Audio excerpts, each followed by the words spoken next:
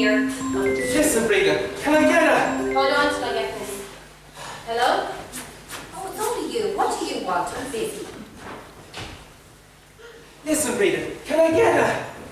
Can't you see I'm on the phone? Is it possible that a politician can stay silent for a couple of moments?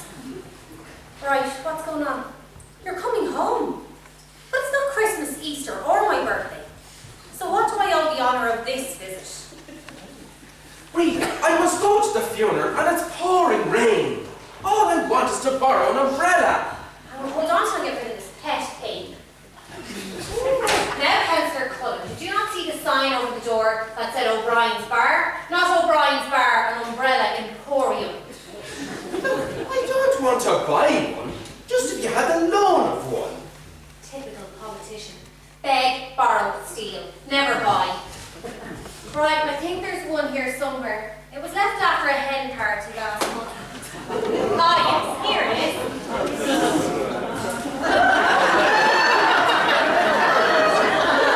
For feck's sake, Breda! I can't be seen out with this. Well, it's that or get your hair wet. Your choice. They say appearances can be deceptive. Are you sure you don't have another one in? Look, I have a phone call to attend to. Now off you go, pretty boy. Now, what's this all about? Why can't you tell me what's wrong? Oh dear God. Yes, of course I'll be here. Sure, where else would I be of a Thursday? But that's 24 hours away. Are you sure you don't want me to come down to you in the morning?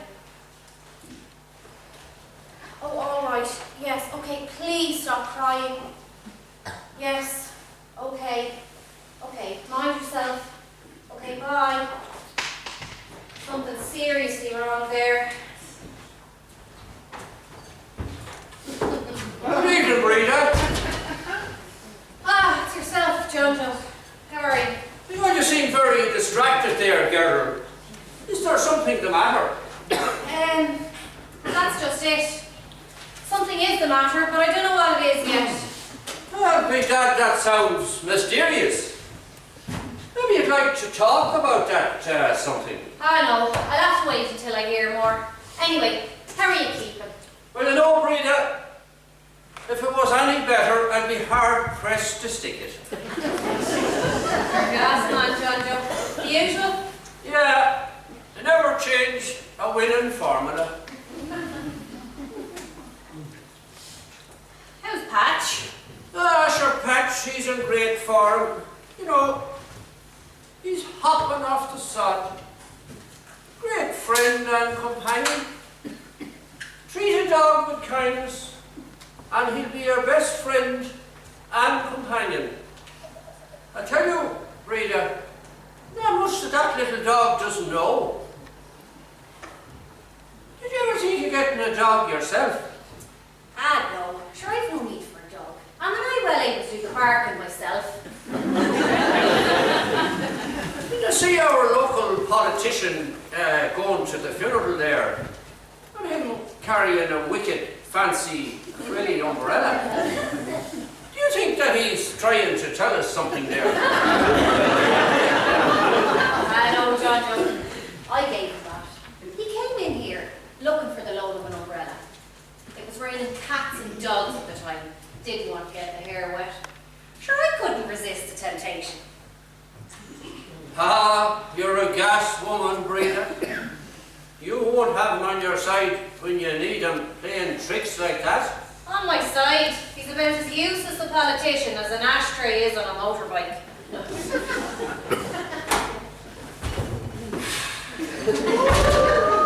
Evening all. Not a very salubrious night, is it? Evening, Sham. Sham. It's Seamus, the Irish for James, not Sham. Of course it is, Seamus. My apologies, Sham. I'll have a glass of red wine. Cabernet Sauvignon. You at the funeral, Seamus? No, too busy. Anyway, I heard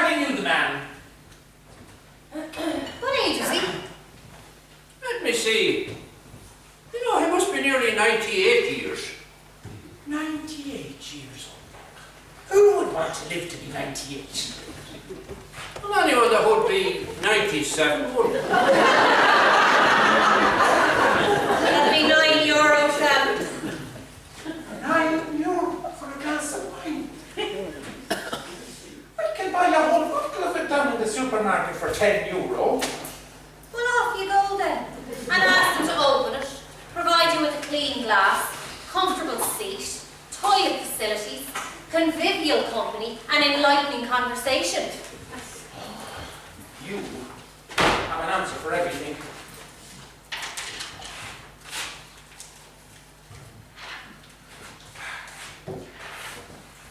You're a little bit hard on him now there, Breda. He's only a small fish trying to create a big splash. What's that, Seamus? That's just the book I've just finished writing. What? A book? I didn't know that you were into writing. Is this your new career path? Yes, I suppose it is, John. I've always been writing bits and pieces, but this is my very first novel. You're a very talented man, are Sham. Sure, you're an artist for the government. What?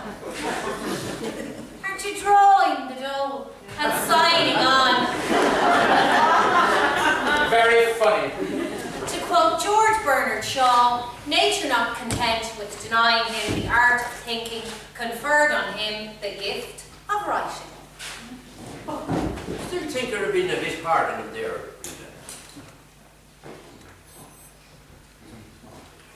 He's only a small fish trying to create a big splash. Evening all. At least the rain has stopped. Throw me out a half one there, Breda. I thought you were getting very colourful there in your choice of umbrellas, aren't you? That's not mine. She gave it to me. Probably thinks it's a great joke.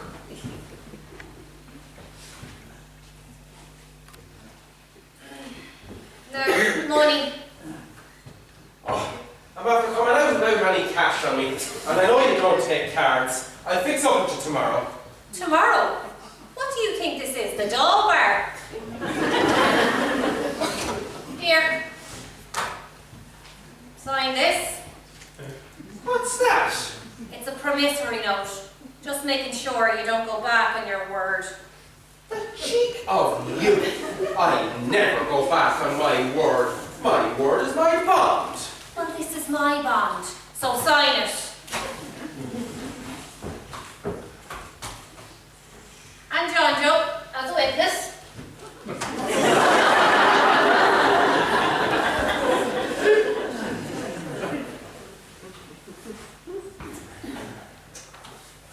You've been a bit hard on him there, Breda. Well now, John Joe, you can't trust a man with a fancy frilly umbrella like that. It was a small enough funeral. Ah, so it was. But sure, look it. The night was bad. And you have more people turning up for the burial tomorrow. Yeah, just to make sure he was really dead. He wasn't that popular, I suppose. Popular. He had a fan club of one himself. Lord, he was the most annoying, selfish and depressing man I ever came across. Do you remember the time he won the 12,500 in the GAA lotto? And all he could do was give out that if he'd won it the time before, it would have been 20,000. I had no time for him anyway. You know, Breda, he must have caught you for a few euros in your time. Once, the bastard. It was after his own wife's funeral. Lord, he gave her an awful time. Anyway, he came in here afterwards, ordered food and drink for everyone, and never paid for it. And any time I seen him afterwards, it was always, I'll get you tomorrow to fix up with you. And as we all know, tomorrow never comes. You know, Breda, I'd say he had a few dogs tied elsewhere too. Listen, he owed money to hand a parish, and it wasn't as though he didn't have it. sure. I suppose the nieces and nephews will get it all now. Sure. Who else is there to get it anyhow?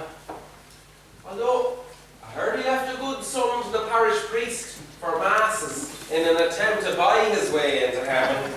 Well, Lord help him in heaven if he gets in. You think he won't be happy until he makes them all as miserable as himself.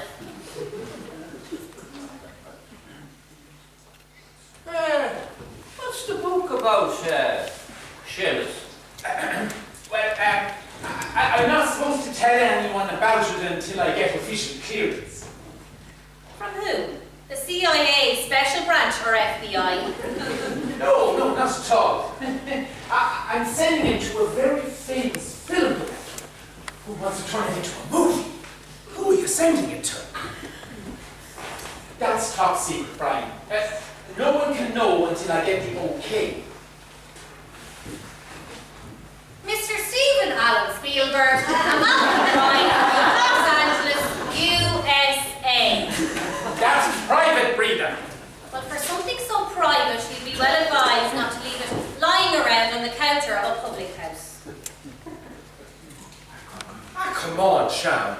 You can tell us a little about the novel. Sure, you're amongst friends. No. My novel, my secret. Oh, fair enough. We won't press you so. I hear we're getting a new parish priest. You know, so to say. When is that happening? Well, maybe I could give you just a little synopsis of the novel. You know, something to whet your appetite. Well, Seamus, if it's a top secret, we wouldn't want to force your hand. Will you shut up and let the man say his piece? Come on, Sham. I'm dying to hear this riveting tale. Okay. But first, let's make sure there are no eaters in the bushes.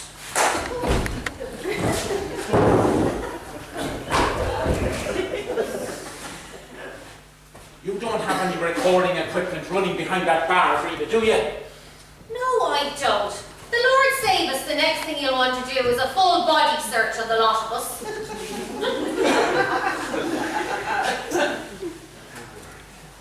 Now, Breda, treat the man seriously. If he has written a novel that Spielberg wants to turn into a movie, he deserves the attention and the honesty of this pub. You're so right, John Joe. All right, everybody, let's sit over here. And Sham, you stand there, okay? Now, Sham, we have our undivided attention. Breda, come on, sit down. Now, Seamus, what's this novel called? Right. Now, it's a modern take on the fairy tale Snow White and the Seven Dwarfs. But to keep it politically correct, I'm calling it Snow and the Seven Vertically Challenged Dwarfs. He will love it. Spielberg, of course. Now, the story starts with Snow, who lives in a castle with her mother, Mrs. Frost. So she is Snow Frost. Chill. Does she have a father? Oh, yes. And his name is Seamus. And he is a famous Irish chieftain who has just returned to the castle after winning a fierce battle against a rival chieftain. And he brings back some of the spoils of his victory. You know, cattle, horses, sheep, and a crate of poisoned, although at the time he doesn't know that they're poisoned. Apples. No, that's too predictable. Can anyone else guess? Oranges? Pears? No. Bananas. Bananas, yeah, bananas. That they're injected with a sleeping potion, so that after they've all eaten some of the bananas, they all go... Bananas. No, Breda. To sleep. They go to sleep. And they slept for 100 years until along came... Mrs. Moore. No! Now, will you ever shut up and listen to me and stop interrupting? Oh, hello, Mammy.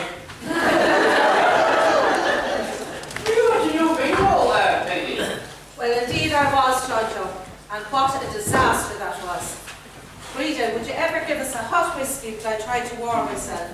My hands are frozen, and they say a cold heart is a sign of warm hands. Was this the grand opening of the new bingo at the community centre, Peggy? What happened? Well, for a start, John Joe, the hall was freezing. Your one Tina forgot to order the heating oil. Then we couldn't hear what was being called because she had whispers calling the numbers. Who was calling the numbers? Ah, you know your man, Willie Brien. Sure, every time he talks, you think he's calling the cat. If that wasn't bad enough, she had bottle tops checking. Bottle tops? Your man with the extra thick glasses. He can hardly see the end of his nose. And then, to top it all off, the ball machine broke down, right in the middle of it. Stopped dead. Didn't have to call it off. Not at all. Your woman Tina gets up, takes the top off the machine, and pulls out the balls by hand. Well, I'd say she's a dab hand at handling balls. She know what she was doing, all right. Sparky eventually came along and fixed it. A blown fuse, he said.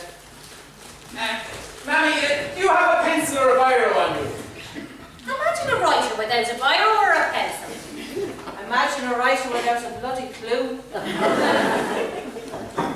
And will you bring me over a drink when you're coming, please? At what stage does the son start to look after his mother? Or after he stops being a child. Well, there's no hope for me, so John Joe. That's the short and the long of it. Oh, here, Breda, will you give us a glass of whatever he's having?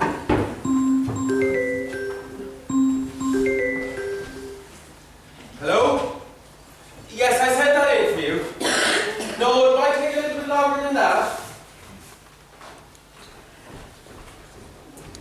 John Joe, will you keep an eye on the bar there for a minute? I just want to go and check the barrels. Sir, of course I will, Breda.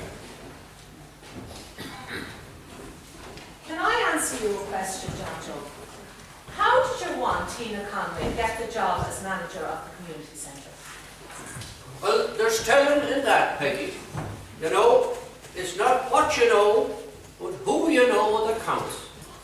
That one is all fire and no flame, fluff and no feathers. Give her a mile and she'll take an inch. She'll run that community centre into the ground. Aye, and have a grand time when she's doing it too. Did you hear anything about the investigation into the money that's gone missing from the community centre? Do you know, Peggy, I heard talk all right. They're saying it could be up to $500,000. Shamey. That much, John Joe? Well, there's no fire without smoke, they say. But who would get away with a figure like that? Now, Peggy, that's a question a lot of people would like the answer to. Isn't it the community council that are in charge of the community centre?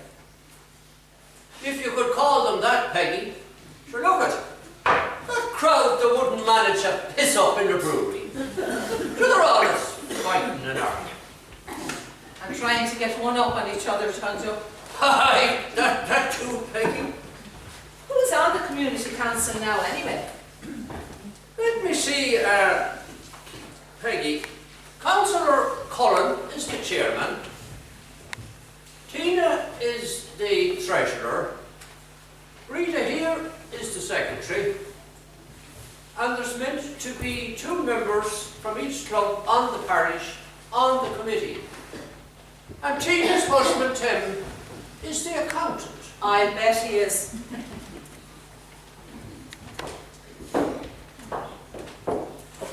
Well, I am exhausted after the night I had. Timothy, give me a large gin and tonic. No lemon. Yes, dear.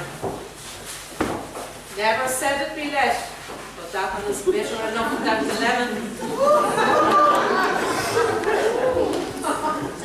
Breda, glass, no, gin and tonic, please, with no lemon. And a glass of red wine when you get a chance, please. Evening, Mrs. Moore. John Joe, how are you keeping? How's Patch doing? How's your Patch, you know? He's in great form. You're every lost with him. Oh, of course you would. Sure, a dog is great company around the house. Were you at the bingo, Jim? Oh, I was, of course. Sure, if I wasn't, yourself would kill me. Although, to be honest, I'd much rather be at home reading a good book.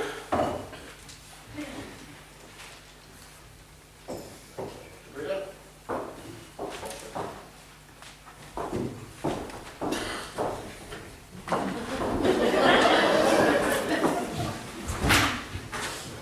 Thanks, love. My God, what a night. What a success. Packed to the door.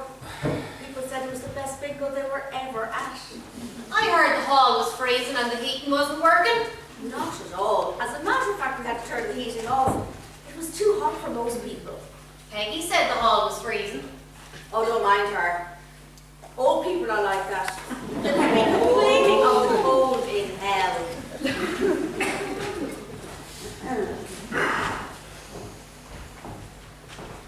Well, Tina, how did the first night of bingo go?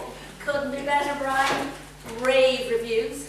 But I didn't see you there. No, I had to go to the funeral, as I can't go in the morning. I have a very important council meeting. That's right. It's tomorrow that the decisions are being made on what community groups gets the new EU funding. Now, Brien, you make sure my community centre gets a generous portion, if not all of it. I'll do what I can, Tina, but with the investigation hanging over the community council, it's going to be very difficult. Now, my community council needs that money, and I know what you need. Stop that, Tina. Look, I'll do my best. That's all I can say. And your best can be very good,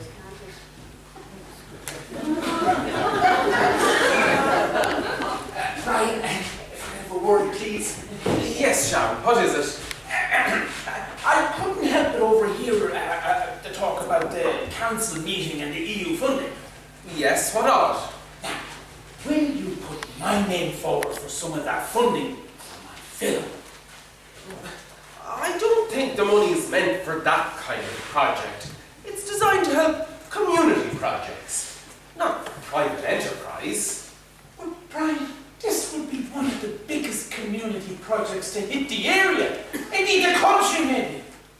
Think of the community involvement and the employment prospects when my film gets up and running. Have you made any application for funding for the film? No, not yet. It's still at the hush-hush stage. Well, when it gets out of the hush-hush stage, come back to me. Well, sure, by that stage, I'll just go straight to the top and talk to me, Hall.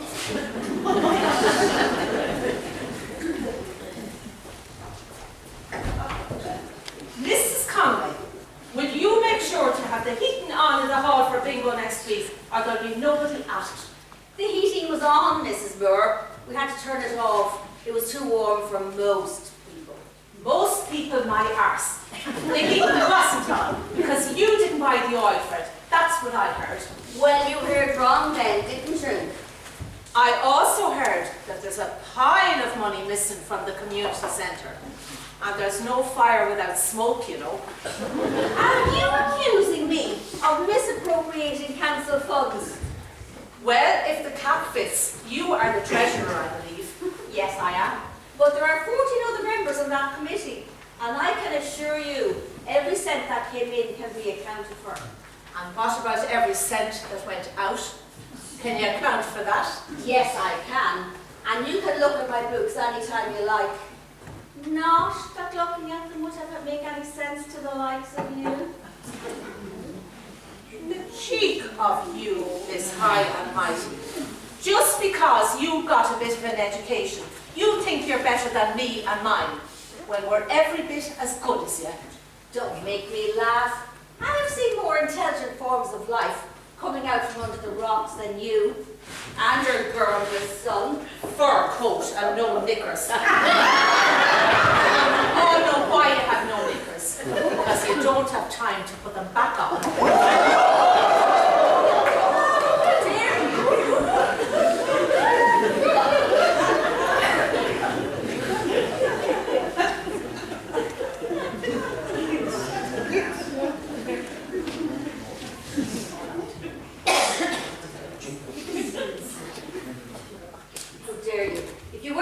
woman, I would actually slap you. Now wait 1 minute. You can't talk to my mother like that. And if you hit her, you'll have me to answer to. Oh, I am quaking in my boots. Timothy, are you going to stand up for me? Now, Tina, love, I think we should all calm down. Tim is right. Let's all sit down and finish our drinks and behave in a civilized manner. Mr. Cullen is right. Come on, Tina, look over here. You would want to watch what you are saying, Mrs. Moore. No lie of a word. The truth will come out. That's all I'm saying. It's a long turn that has no road.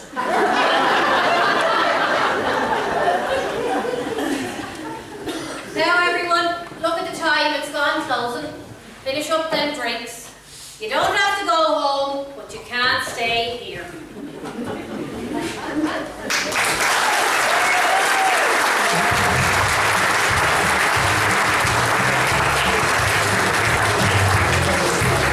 I wish I had someone to love me, someone to call me his own. I wish. Oh, there you are, Breda. I'm finished now. The room is ready. I've left the electric blanket on to give the bed a bit of an airing. Never said to be let me sleep in a damp bed. And sure, that bed hasn't been slept in since Joan was home for your father's funeral. God, that's nearly 3 months ago now. I know, 3 months next Friday. You don't feel the time flying. Is she staying? It'll be grand for you to have her home. Bit of company for you for a while. Is she staying for long? I don't know. She was crying on the phone yesterday. Wouldn't tell me what's wrong. She just said she'd be here tonight and needed to talk to me. Oh, is the husband, Tom, isn't it? Is he coming with her? I don't know. She didn't say. Ah, that's it, Breda. They've had a bit of a row. She wants to get away from it all for a while. Do you know, it'll be just a teacup in a storm. As long as it's not bad news health-wise, Peggy. Breda, don't be tormenting yourself. Sure, Joan will be here in a few hours, and you can talk over whatever the problem is. And sure, a problem shared is a problem halved anyway. True for you, Peggy. And you know what they say, Joan? Or Breda? That God never opened one door, but he closed another. And look who just opened this door. Evening and all. God, I need a stiff drink after the day I've had. Did you have to do a bit of work, Brien? I had a very difficult council meeting. Did you have to speak, Brien? No need to be so smart. I work my butt off for this community. Do I get any appreciation? No, only abuse. Don't you get well paid for it? Well paid. What I get is only a pittance and a few euro expenses. Well, isn't it grand that you consider 35,000 a year and another 20,000 expenses a pittance, and I have to survive on the widow's pension of 12,000 a year and no expenses? Well, people get paid their work, I suppose. What did you say you get paid, Brien? A pittance? Come here, did we get the community centre grant or not? I'm not at liberty to reveal that information at this point. I am the secretary of the community centre. Surely you can tell me. No, you'll have to wait just like everyone else. As a politician, I must be impartial, open, fair, and honest in all my dealings with the public. And when is this new, open, honest, and fair policy going to start? It's always been my policy. Anyway, there's ears in the bushes. Oh, don't mind me. I was leaving anyway. I gave up listening to fairy tales a long time ago. Breda, I'm off. Don't forget to plug out that blanket. Oh, thanks, Peggy. Thanks a million. Good luck.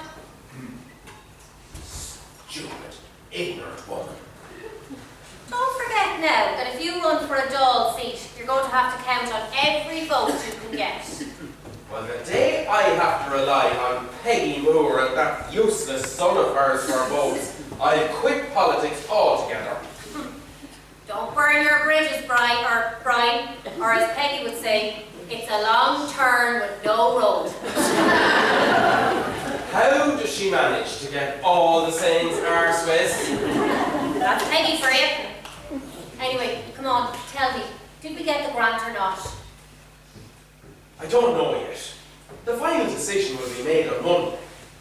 Well, Brien, if we don't get that money, the future of the community centre is very shaky. Oh, God bless all here. It's a bit cooler out there tonight. It is indeed, John Joe. But at least it's not raining. Aye, that's a blessing. You won't be needing that fancy umbrella either. Enough of that nonsense. How are you keeping? Well, you know, Brien, I'm as good as ever, but not as often. Oh, that's a good one. Listen, can I get you a drink? No, Brien, I'll stay on my own. So look, all I have is a half one and a bottle of Guinness in there. Not at all. Breda, give John Joe a half whiskey and I have another brandy there. Good evening, all. Landlady, get me a glass of your finest red wine and bring it over here to me. I am going to hold a pre-audition session here tonight.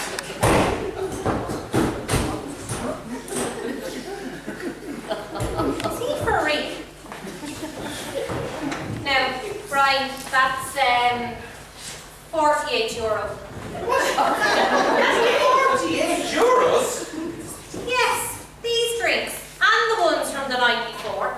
I'm not running a charity, you know. Oh, yes, I nearly forgot. Yeah, well, nearly never bulled a cow. No, not unless you had a bull called nearly.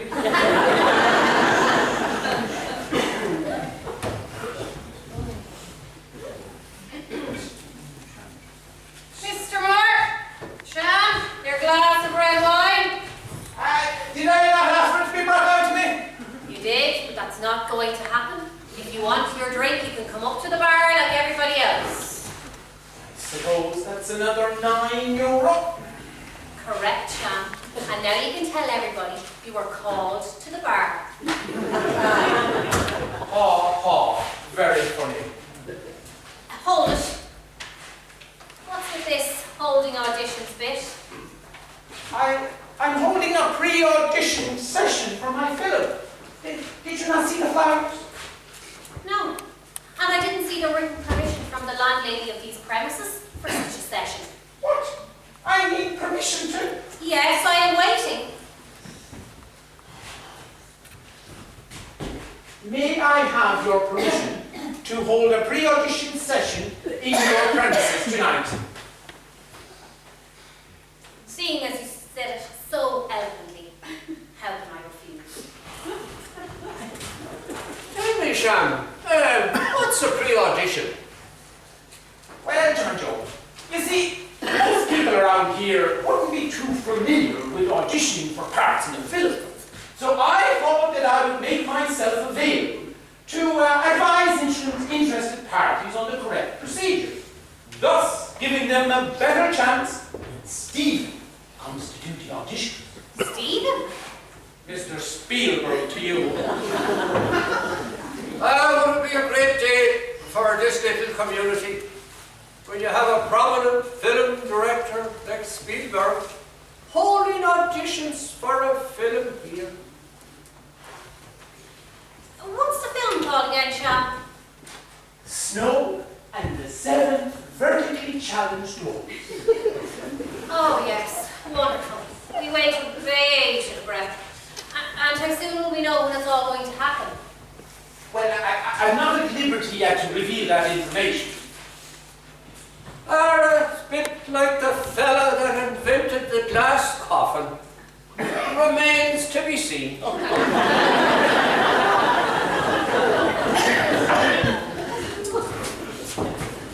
Moving on. Get a glass of red wine when you get a second, please, Breda. Coming up, Tim.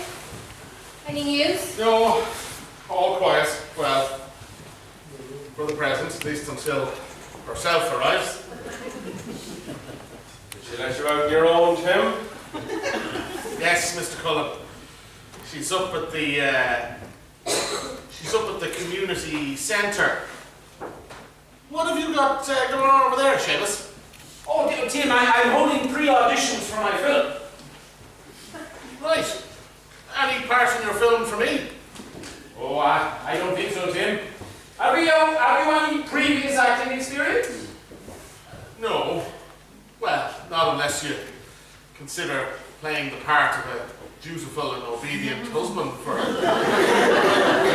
at least 10 years. Sham will be looking for actors like Julia Roberts, Robert De Niro, Daniel Day-Lewis, Clint Eastwood, and Johnny Depp. Oh, now you're talking. And don't forget Brad Pitt and his brother Seth.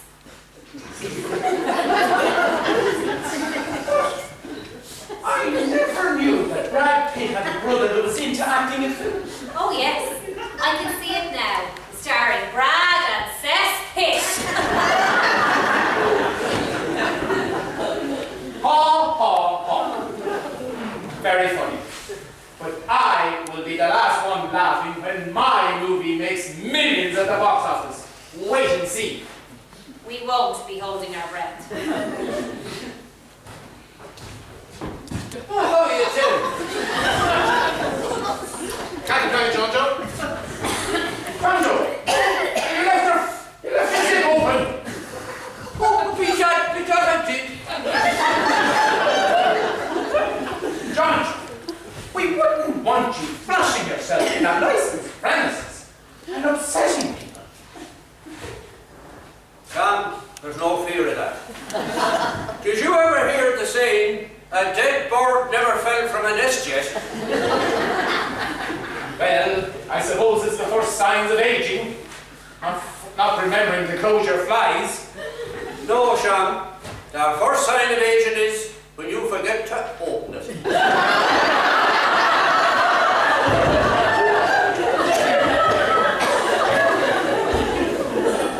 Timothy, take these lotto tickets and sell them.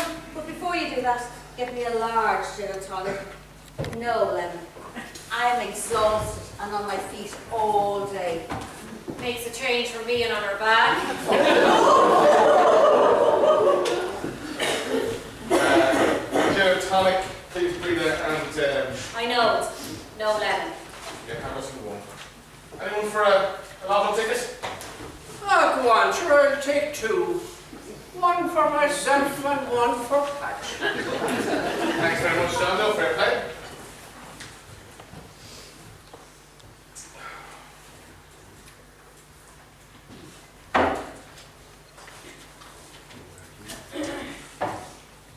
Thanks, Breda. Now, dear. Councillor Cullen, you take tickets. Can't you see we are having a private conversation? Go. Seamus, you'll have a ticket with you. No, I wouldn't waste my money on gambling. Oh, it's not gambling, Seamus. It's just to support the community centre. Support Tina and Tim more like. T and T. Now that's an explosive combination.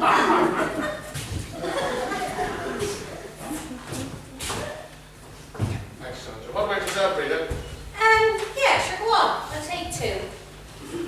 One for me and one for Joan. Oh, is Joan home? Well, not yet, but I'm expecting her later. Nice, and how's she keeping? Yeah, fine. Just a quick visit, I think. You must still miss your father around the place. Lord have mercy, but Larry was a great character. Oh, he was all that, Tim. The place isn't the same without him. Not easy running a pub by yourself, I suppose. No, being honest, if I could get out of it in the morning, I would. Yeah, I suppose you could sell, but not easy to sell a pub these days. No, and who's going to buy one in a one-horse town like Kildangan? No industry, no jobs, no young people. And look at the place. It's like something out of the dark ages. My father never wanted to make any changes, and I unfortunately don't have the necessary finance to make any improvements. Yeah, it cost a fair bit to modernise, all right. Then you might never make your money back. Oh, but like I said, if I could get a buyer in the morning, I'd be gone. Well, what would you do yourself then, Breda? Now there's a question. Travel, get a job. But at what, I don't know. Sure, I've no real qualification.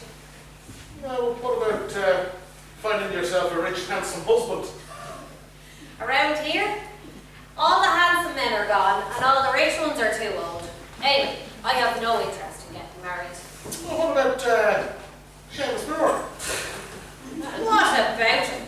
He wouldn't be a husband, he'd be a liability. Anyway, as I said, I've no interest in getting married. Fair enough, Breda. I better get these into the drawer before I get shot. Where is the draw tonight? Carthy's. Oh, Thanks, Breda. no bother. Good luck, Tim. Mind yourself. All the best. Till we get to move on with those tickets.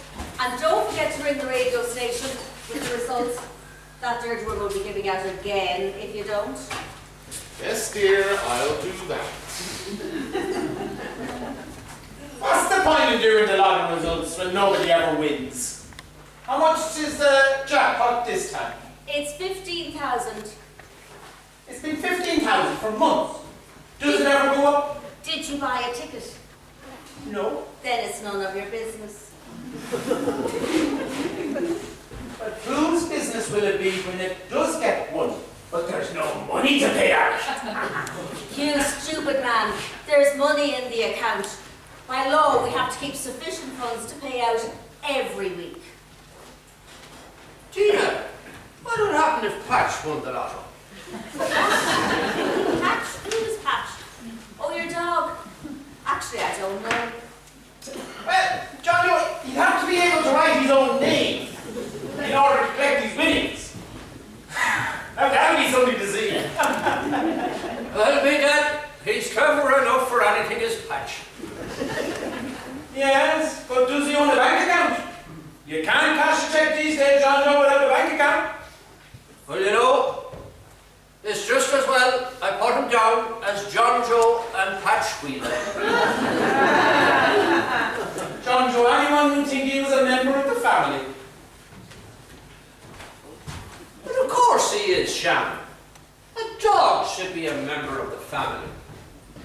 Patch is a great friend and companion, and he's always there to greet me when I come home.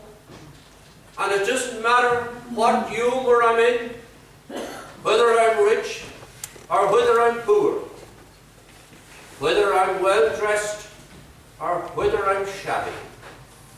A dog will always be a friend.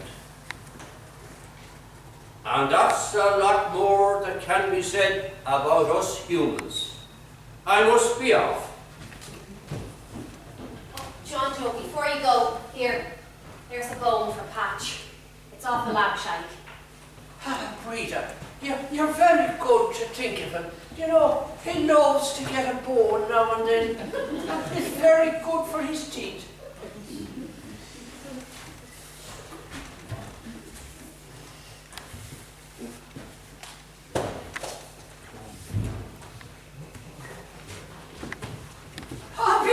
Joan, if it's not yourself that's in it, how are you? Hi, John Joe. It's myself that's in it. How are you? Sure, definite fear, Joan.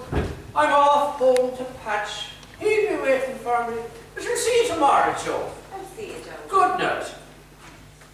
Will you come in and stop locking the door? We might get a last-minute rush. Oh, would you look at that for a welcome? A late-night visit, Joan. To what do we owe the pleasure? Joan, lovely to see you again. The last time you were home it was for your poor father's funeral. I hope this visit is under more pleasant circumstances. Ah, yes, Brien. Just a quick visit to brighten up Breda's life. Yeah, well, would you all mind brightening up my life now by finishing up your drinks? It's gone closing. Are you on your own, Joan? Is Tom not with you? Oh, no, Tina. He's very busy at the moment. Besides, it's just a flying visit. You'll be around for a few days anyway, will you? I'll stay for the weekend if the sister will allow. Well, as long as you're prepared to pull your weight, it's not a hotel, you know. Right, let the rest of you, it's gone closing, time's up. You don't have to go home, but you can't stay here.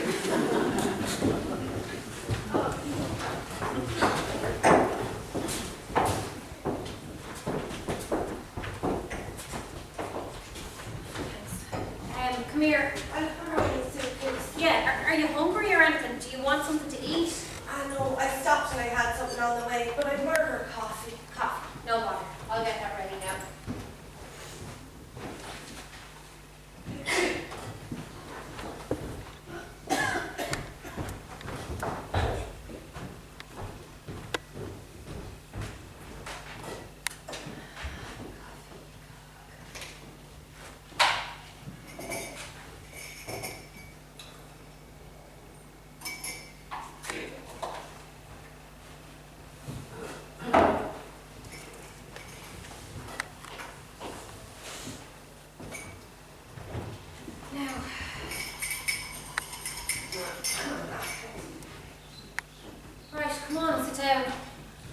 Tell me what's all this about. Now, hold on now. Give a girl a chance to catch her breath. Are you sure you don't want something stronger? No, coffee's fine. Now, hold on. Right, you. How am I? Sure, I'm still the same. Boring, disillusioned, misguided, general dog's body, and stuck in a rut, woman that I've always been. But what about you? This isn't purely a social visit, I take it. Oh, it's a long story. Well, we have all night, and no shortage of lubrication. Well, it's not solely a social visit. I've left Tom. What? You've left Tom? He had a row. Oh, we had a row. One hell of a row. Ah, well, sure, look. All couples have rows, I suppose. I suppose they do. Would you like to tell me what the row was about? It's with children. Family. What about children and family? You don't have any. Well, that's just it. I always wanted children. I thought Tom did too. So let me get this straight. You want a family, and Tom doesn't. Is that it? Oh, it's a bit more complicated than that, Breda. Okay, go on, I'm listening. Well, when we got married 5 years ago, we said we'd hold off on having a family for a couple of years. Gives us a chance to settle down. Build the house, you know? Tom wanted to go off on his own as an electrician, and I wanted to get settled into the teaching. Well, there's nothing really wrong with any of that, is there? Well, that's what I thought. And then over the last couple of years, I wanted to start trying for a baby. I thought Tom did too. Well, at least he said he did. Anyway, the months were going by and nothing was happening. I suggested we seek help. At first, he didn't want anything to do with it. I got a couple of tests done and they said that they could find no reason why I couldn't get pregnant. Tom said his doctor said everything in his area was fine and that we were probably putting too much pressure on ourselves and not to worry. I'm still trying to understand why the big row now. Oh look, I'm pregnant. Oh my gosh, that's great news! You should be over the moon. Yeah, I suppose we should. Except for a couple of complications. Complications? Yeah, when I told Tom, he went ballistic. Why, did he not want to be a father at all? No, he never wanted children. He was lying all along. Ah, but look, surely when the baby is born and that, he'll come around. I don't think so, Breda. It's either rotten bastard got the snip right after we got married. He never wanted children. And he let me go through all that misery for years. But if... Oh my gosh, Tom's not the father. You got it in one. Who is the father? Oh, I can't tell you that, Breda. You had an affair. No. More like a one-night stand. A one-night stand! And you got pregnant! How far are you gone? 3 months. 3 months, okay. Well, that'll give us a bit of time. 3 months? That was when you were home for Dad's funeral. Oh, sweet Jesus! Yeah, when I was home for our father's funeral, it just happened. I was in need of a bit of comfort. Comfort? Well, there's comfort and there's comfort in it. But as Peggy would say, there's no point bolting the horse when the door is gone. Never mind. Who's the father? Oh, I said I can't tell you, Breda, so leave it. But it can't be any great stranger. It has to be someone from round here. I said I can't tell you, so please. Please. I can safely rule out Sham. Stop it. What about John? Hello for father and baby, don't you? Well, you know the expression, there's nothing as bad as the sting of a dying wasp. Of course, if it was John Joe's, you'd have to call the baby Patch.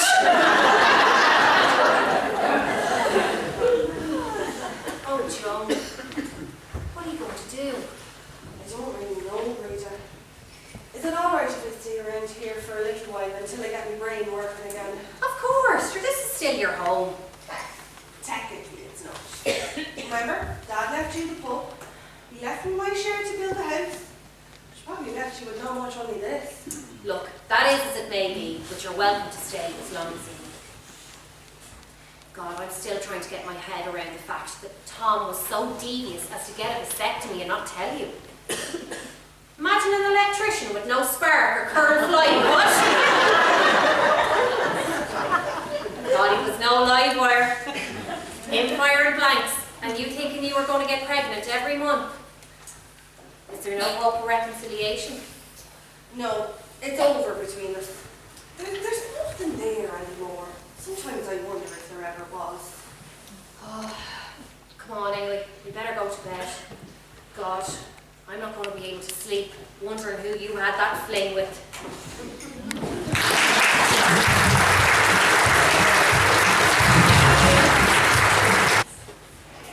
Tina, these accounts have to be submitted on Monday. They're already over 12 months overdue. Are they ready? They will be ready when they are ready. Now leave it. I can't leave it. As the accountant for the community centre, I have a responsibility to make sure the accounts are in the company's office on time.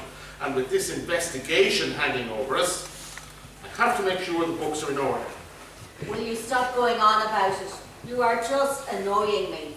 You do realise the members of the committee could be fined or even go to jail if there's any misappropriation of funds, and you as the treasurer would take most of the blame. You stuff. It's the community council we are running, not a big business. Revenue won't come after the likes of us. They have much bigger fish to fry. No, you're wrong. If you don't have these accounts to me by Monday, I'll have no choice but to resign as the accountant for the community centre. What? You can't be serious. I can be serious, and I'm not risking being struck off because of your carelessness. The only striking you'll be getting is a slap from me if you don't stop going on about it.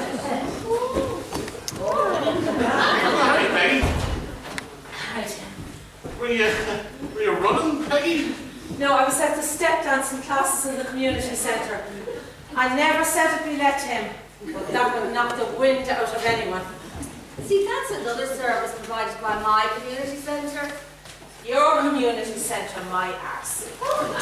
It's Peter Brady that gives us the classes, and we all pay him €10 a night. He has to pay for the use of the room. And do you know what you told me? That you told him he had to pay cash. Well, that was only so that he could avoid paying VAT. Well, talking about VAT, Tim, I was talking to Michael Griffin, and he was singing your praises about the great job you did on his tax return. You know, he couldn't speak highly enough of you, Tim. Stop, Peggy. You're giving me a swelled head.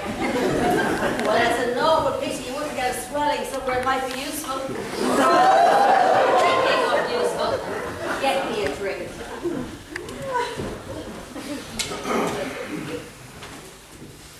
Gin and tonic, please, Breda.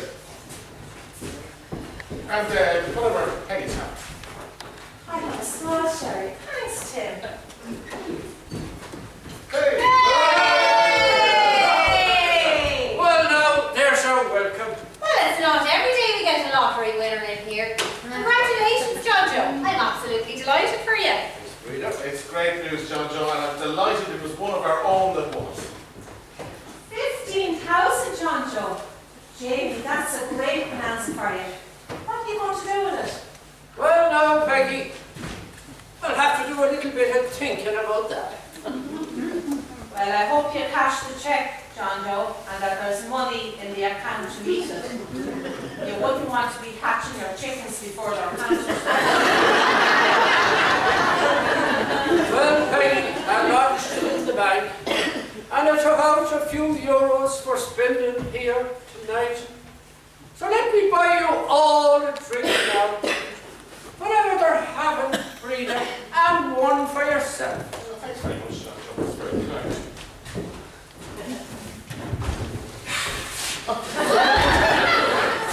Just in time, Sham. Can I buy you a drink? My treat.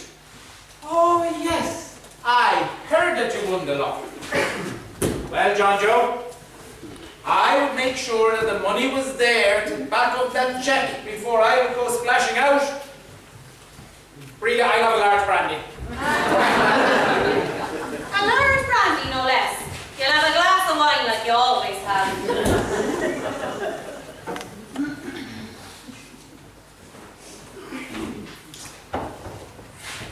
Was it you or the dog that won, John Joe? And, oh, what are the flowers for?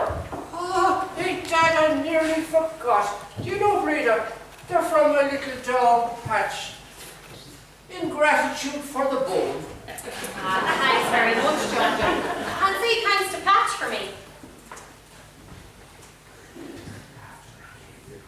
After I gave him the bone this morning, out he went into the garden, and then he came back with those. And then he pointed to the bone. Sure, I knew right away, Breda, that he meant them for you. You know, Breda, there's not enough that little dog doesn't know. Oh, you're a gas man, John Joe. Thanks very much. What's with the binocular, Sham? Were you bird watching? What these? I forgot I had them on. No. I was over at Peter's yard there. I was watching some of his prize horses that were training on the gallops.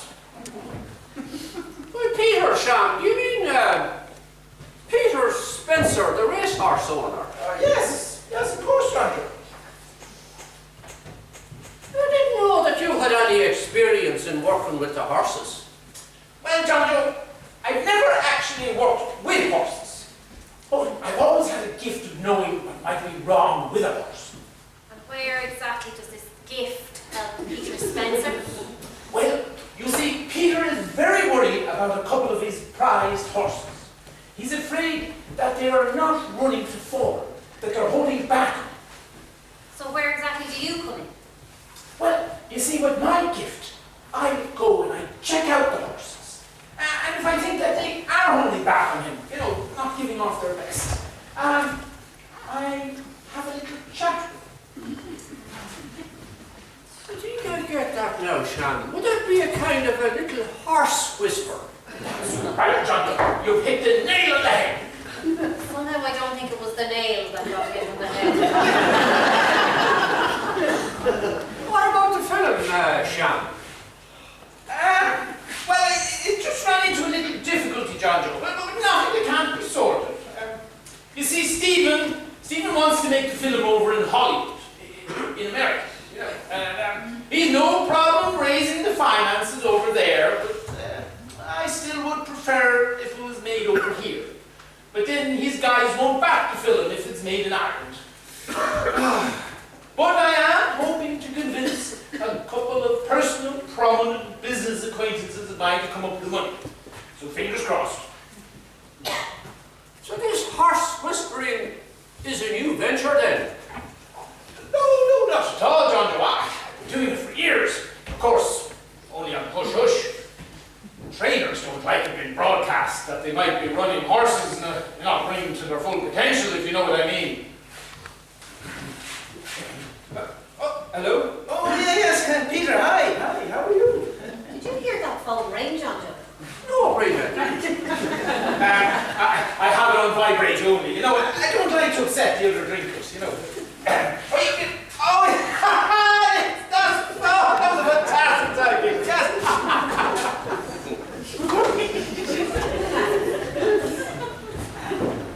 Is that useless son of mine gone home? No, Peggy. You know where he is. He's out there on the phone talking to Peter Spencer about whispering to horses. Well, Lord save us. Isn't it a terror for a mother to have to admit that she reared a full fool for a son? And he's not going to change now? You know what they say? You can't make a sow's ear out of a silk purse. You know, Peggy, he's inclined to let his imagination run away with him there.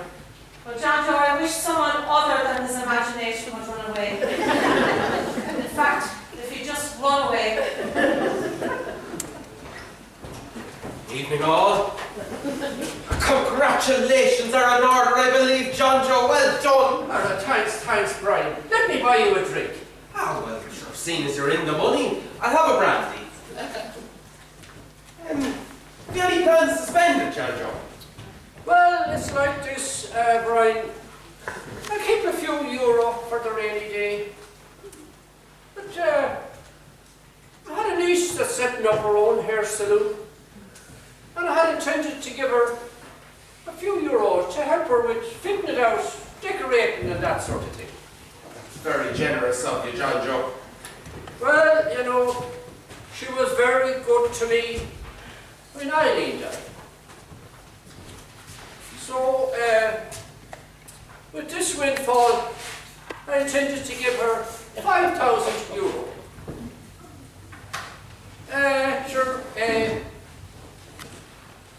I took it out of my savings today, and sure, it'll be back in the account and more on Monday, when the cheque clears. She's coming over for a little visit on Sunday, and I'll give it to her then. I think I'm going to win something myself. What's it they say? If your pan itches, you're going to win, you're going to get something, is that right? Yes, Sham, and if your crotch itches, you already have it.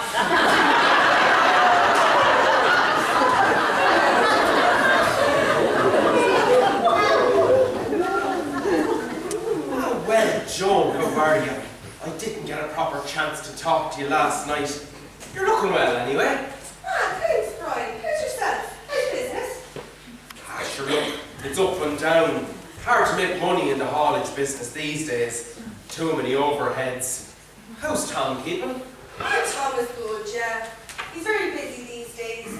He took on a new contract for all the electrics for that new factory in Cork. Oh, great stuff, great stuff. Give him my regards. You stay around for a little while, eh?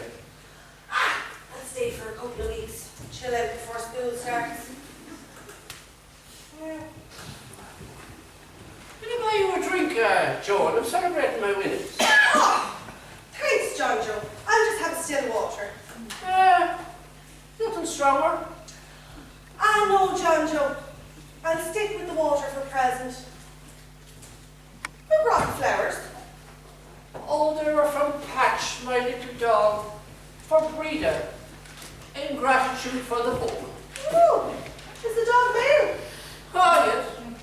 Oh, what do you know? Breda has a male admirer. It is a dog. Well, considering some of the males around here, one would be better off with a dog.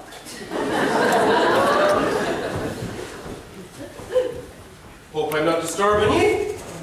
You couldn't disturb me more than this clown is disturbing me. Do you know what he says he's going to do? He wants to resign as accountant for the community council. Why, Tim? What's the matter? It's the accounts, Mr. Cullen. Tina still hasn't handed them over to me. This could get serious, Tina. What's the delay? Oh, don't you start. All I'm saying, Tina, is I understand where Tim is coming from. As the accountant, he has obligations, and so do all of us on the committee. What's the hold-up? I have been very busy, and I'm waiting for a lot of the invoices to come in still. Oh, look, I know you're up to your eyes with the community centre, but we need to get the accounts sorted. Look, I'll get them done by the end of next week, okay? I don't think I can wait that long, Tina. Well, don't think then, and you won't be hurting your brain. Listen, I'm going home. She's only going to start a row. Look, Tim, I'll give Tina a hand with the accounts over the weekend, and they'll all be sorted by next week. Thanks, Mr. Cullen. Good night to all. But of course, Joan, Patch is a very special little dog. Nothing would convince me that it wasn't for poor Eileen, the Lord have mercy on her gentle soul, that she didn't send them to me. You know, it was the evening of her month's mind mass, and I was feeling very low. And all of a sudden, didn't I hear barking outside? And when I opened the door and looked out, there he was, a tiny little Jack Russell pup, barking away at me. When I opened the gate, what do you think happened? Didn't he jump straight into my arms? And you know, Joan, we have been friends ever since. That's a lovely story, John Joe. You got a good friend and companion, and Patch got a very good home. I know that, Joan. But you know, when you think of it, living on your own is hard, Joan. People don't visit each other anymore. And the older you get, the more useful and surplus to requirements you become. You know, Joan, if it wasn't for the pub here, I don't know what I'd do. I suppose when you get retired, you know, you won't have the same connection with people as you used to. And the pub is one of the few places you can go to have a chat. Spot on, Joan. We humans are social animals. We need the company of other humans. The church, Patch, and the pub.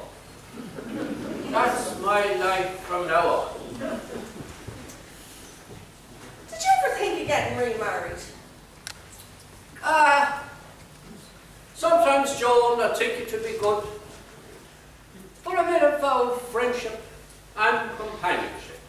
But sure, look, I have a better chance at walking on the moon than finding a suitable woman to settle down with. I don't know, John Joe. What age are you? 68? 68 and 4 more, Joan. That's 72. You know, I have so much to look back on, but very little to look forward. And now, John Joe, you could live for another 20, 25 years yet. That's a long time to be on your own. True for you, Joan. Suppose, live when you can, and die when you have to. Joe, if I could have a word, please. I couldn't help but overhear earlier about your husband Tom. He's in the money, I hear, yeah? He's after winning some big electrical contract. Yes. Well, I'm looking for a sponsor for my I'm going to. So, Brien, you're going to help me with the accounts, are you? Stop that, Tina. We must be discreet. Discretion was something I was never very good at. Well, you can't be very good at everything. Do you think Tim suspects anything? No. I could be... Tim only sees his garden and his account books. I could be gone out of the house for a month before he would miss me. Well, another week and he'd be gone out of your life for good. Oh, I can't wait. The sooner the better. There's no love in my marriage. I don't know what I ever saw him in the first place to marry him. Well, you know what they say, love is blind and marriage is an eye-opener. There's no excitement, no bit of fun, just boredom and monotony in my marriage, Brien. Seamus, will you stop pestering Owen? Joan. I'm just telling Joan about my new film. I said stop pestering her. How are you, Peggy? I can't complain, Joan, but I'd be better if that son of mine would get a job in place of his own. I don't suppose there's an awful lot of opportunities around here. No, but even if there was thousands, Joan, you wouldn't have a chance of getting a job. Why is that, Peggy? Because you have to be looking for and applying for a job to have any hope of getting one. I suppose his company are in the house. Company, that fella. He's either eating, sleeping, or watching television. He's neither use nor ornament. But I can only blame myself, Joan. I spoiled him as a child. So you know what they say? You spoil the rod, you spare the child. Anyway, how are you, Joan? Oh, I can't complain, Peggy. Can I answer you a question, Joan? Is there a little bit of good news going on for yourself? God, Peggy, you're fair sharp. Oh. People think I'm no fool, but I am. When can we expect that little weekend? Oh, well, we're very early days yet, Peggy. I don't want to be telling people until I'm a little on, you know. Say no more, Joan. My lips are sealed. Never said it'd be let, but I would break the seal. But yourself and Tom must be just over the moon.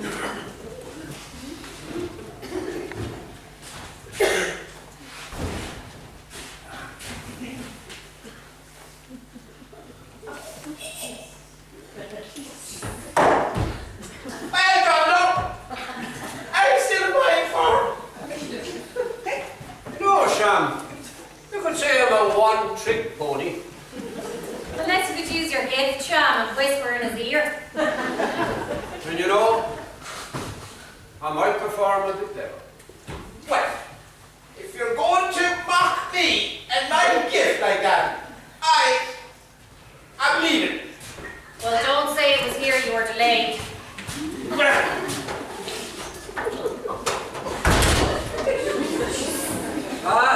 I'll be off home myself.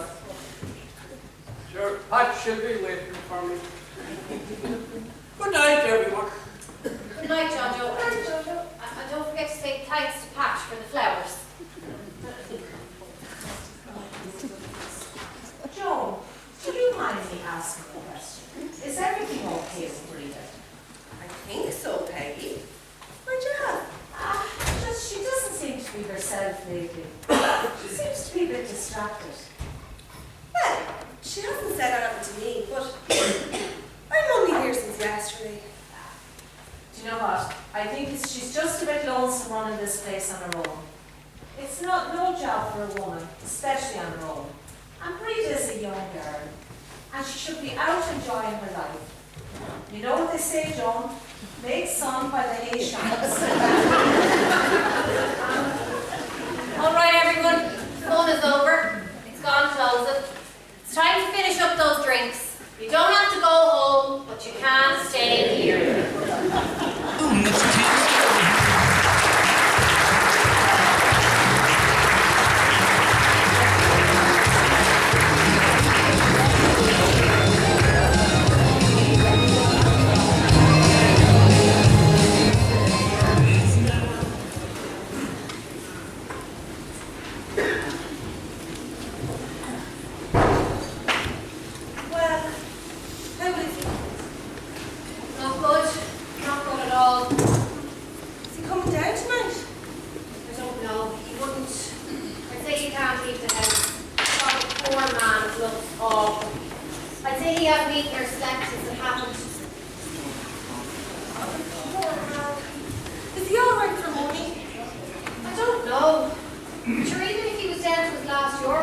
tell you.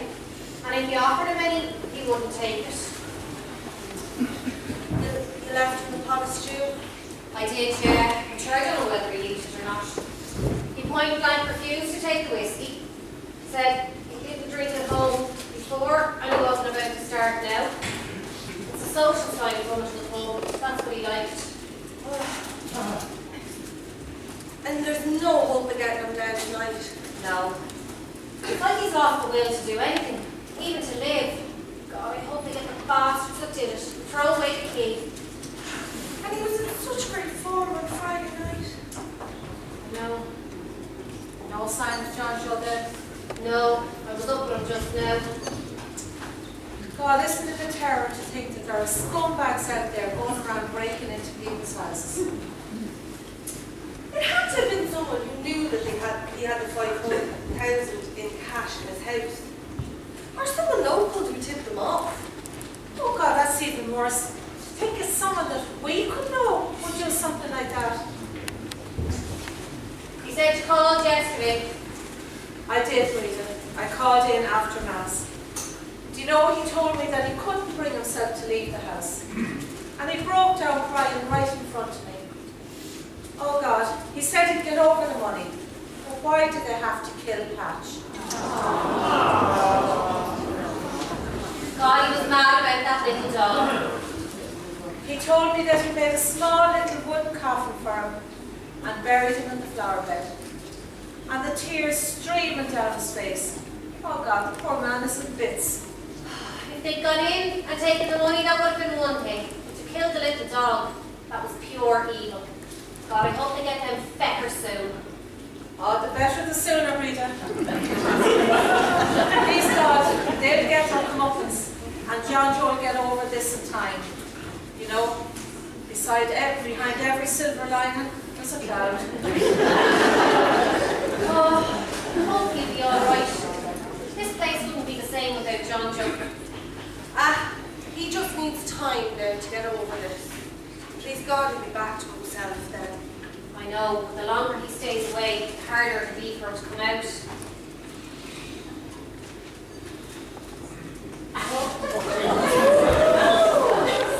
Good evening, ladies. Salubrious weather for this time of year, no? I'll have a glass of your finest claret. What are you in such good form? Well, you see, I'm after getting a contract to travel to Dubai to do charcoal drawings for Prince Abdul Hamish of his famous stallion, Desert Wind. When did this all happen? Well, you see, I was over at Peter's stables there a few weeks back, and as I was waiting to do one of my whisperings to his horse, I was doing a pencil sketch of one of Peter's other horses. Well, to make a long story short, Which is not like you. the horse that I happened to be drawing didn't belong to Prince Abdul himself. And the rest, as they say, is history. Well, actually, what happened was, Peter thought the drawing was so good, didn't he send it to the prince himself directly? And the rest, as they say, is history. More like a work of fiction, I would say. I got an email back inviting me to Dubai. All expenses paid, of course. Oh. It's very quiet in here this evening. Did you not hear about John Joe? What about it? Don't tell me. That lottery check bounced. I knew it would. His house was broken into on Friday night. They took the 5,000 that he had in cash, and worse than that, they killed Patch. I told him on Friday night it was stupid him keeping that kind of cash lying around in the house and him blowing about his winnings like that. He was only asking for trouble. As for that dog, what's the point in keeping a useless little terrier? It's a big guard dog like a Rottweiler he should have had. You've no soul, Sham. No soul at all.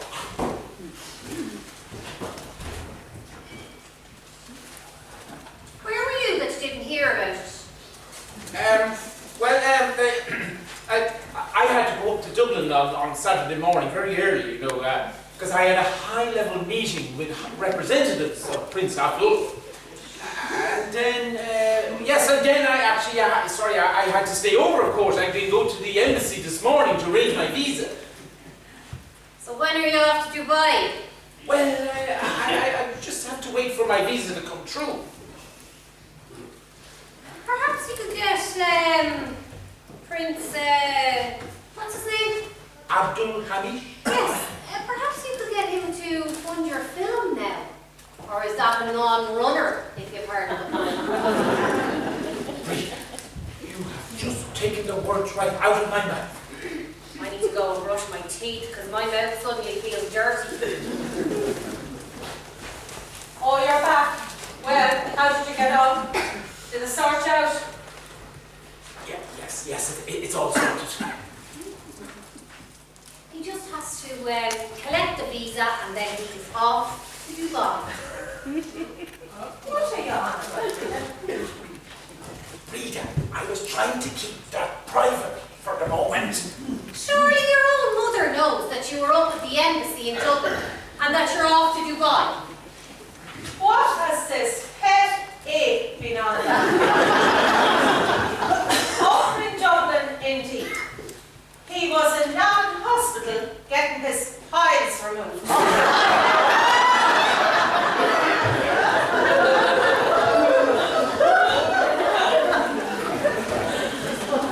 On the whole, Sham. That must have been very painful. And here I was expecting a return visit from his noble prince when the invitation was returned. That fella is always talking through his arse. Will he be able to talk a bit more freely now? Eyes of shag and rubbish. That's all he ever talks. But you know what they say? You can't put a young head on wise shoulders. What are you on about now? When are you ever going to get sense? Carty, just leave me alone. Leave you alone? That's what I should have done years ago. Maybe you wouldn't be the clown you are now. One of these days, one of my great plans will work, and then you'll be sorry you didn't take me seriously. Take you seriously? You don't even take yourself seriously. Dreaming of stupid dreams, wasting your life and my money. Well, it's going to have to stop.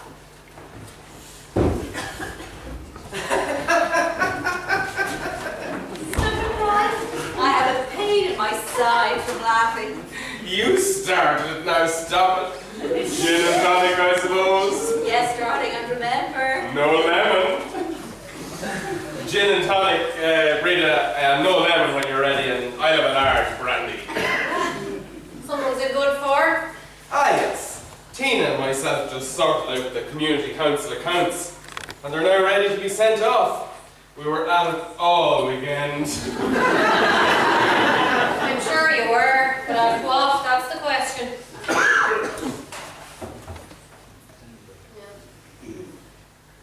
Did you, any word on the grant?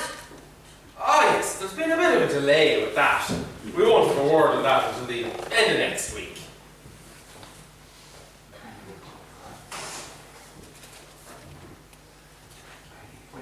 When are you going to call a meeting, Brien? We haven't had a community centre meeting in over 3 months, and the rest of the committee are very concerned. There wasn't much point in holding a meeting until the accounts were sorted. Don't worry, Breda. Everything is fine. Fine, yes, but for who? Did you call and see John Joe? I'll call to see him tomorrow. Terrible thing happened to the poor man. Ah, Joan, how are you? I'm grand, thank you, Brien. How's yourself? Good, thanks. Can I get you a drink? Oh, no, thank you, Brien. I'm cutting down, watching me figure. You're not the only one watching it, Joan. We must have a session again soon. Do you remember the one we went on after your father's funeral? God, don't remind me. It took me days to recover. I see you're looking after Tina. Tim not around. Dublin at some accountants' conference since Saturday.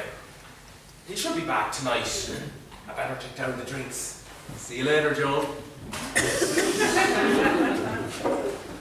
That Breda one asking questions again, is she? Yes, but don't worry about her. A few more days and everything will be fine. How long will it take for the grant check to clear? It cleared today. What? So we're 40,000 richer. Nice one, Brien. I told you it would all work out. It's a pity the lotto was won. We would have had that 15,000 as well. It's all right, love. We still have it. What? How? I transferred the money out of the account last week into our personal secret account. God, there will be murder when the cheque bounces. Especially after what happened to John Joe. Tough. Look, I'll say I made a mistake. I'll give him another cheque. That could give us another few days. And we'll be long gone by then. Tina, we're really burning our bridges around here. There's no place for us in this backwater place. There's definitely no place for someone of your political capabilities. When we're settled in Dublin, it won't take you long to get a nomination from the party. Then it will be Brien, Cullen, TD, and no going.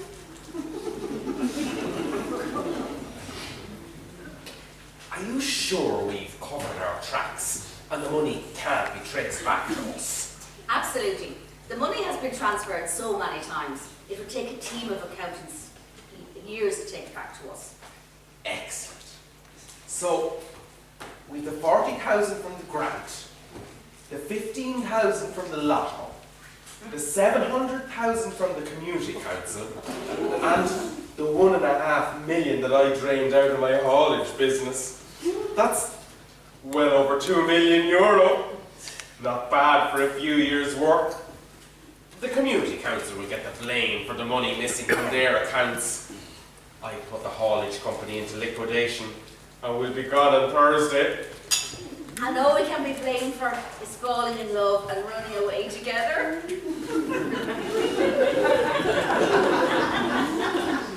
What are those two up to? Tina probably trying to get her claws into Brien for his money. Suppose he would have a few bob. His father built up a fine haulage business before he died. And with Brian's connections, probably worth a lot more now. Well, it won't be worth too much for too much longer if she gets her hands on it. She's a very expensive woman to keep. How does Tim put up with her? God, I don't know. He's a lovely man, but he's far too quiet for her. That woman has had more affairs than I've had hot dinners. I can't understand why he hasn't dumped her years ago. Anyway, come here. How did you get on in Aunt Kathleen's at the weekend? How is she? What? You were in Dublin at the weekend in Aunt Kathleen's. How is she? Oh, yeah. Yeah, she's fine. Insisted on me staying over. I think she finds it lonely on her own, you know. That's why I was only back today. Are you sure everything's all right? You seem very distracted. It's just this business with John Joe. I can't get it out of my head. Look, John Joe will be fine. He's a strong, level-headed man. All he needs is someone to get him up and out again. Maybe you should call to see him tomorrow morning. Yeah, I'll do that. I'd like to see him anyway. I think Joan is in the family way. What? I haven't seen her take a drink since she came home. Just because she's not drinking doesn't mean she's pregnant. It's more than that. She has that pregnant glow about her. And here's the question. Where is the husband, Tom? He's busy, I suppose. Or they could have had a row, like he might not be the father. She could have played an away game. Tina, stop that. Well, it could be right. And he's an electrician, isn't he? Maybe he's lost his spark. Not the lifeguard that he used to be. When are you going to get the heating fixed to the community centre? We don't want to be freezing up Bingo again on Wednesday night. I am waiting for a plumber to sort it out. I can't do everything myself. That community centre is falling apart. And all the years. And you, Mr. Cullen, chairman of the community centre, where has all that money gone? I can assure you that every penny can be accounted for. Well, why then is there an investigation into the funds of the community centre? There's no fire without smoke, you know. That one has been fiddling the post ever since she got the job. And there's another thing. How come she got the job in the first place? Oh, yeah. You remember, I went for an interview at the time, and I didn't even get called for one. And I told you it was Paul. That's what it was. Yes. Breda, do you know anything about this investigation into the community centre? I don't, Peggy. Just the same as yourself, just the rumours. Aren't you the secretary? I am, but any correspondence regarding the community centre now goes there, so I may not be getting all the correspondence. Surely you have regular meetings. Well, we are supposed to have, but... Well, the whole thing is a disgrace. There shall be a public meeting called. Yes, after all, the community centre belongs to the community. What are you to say, Brien? There is no problem with the community centre. We're a little strapped for money at the moment, but I am confident that we will get the grant of €40,000 in the next week or two, and then everything will be fine. Will there be money there for John Joe's bin? And where did all the other grant money go? I can't get money for myself. Hold on, I can't hear myself talking. Well, you're not missing anything, Brien.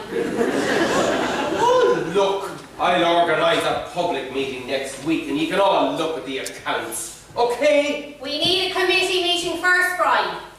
Yes, I'll organise that. And then we can have a public meeting. Happy now? Oh, look, everybody. It's gone closing. It's time to finish up those drinks. You don't have to go home, but you can't stay here.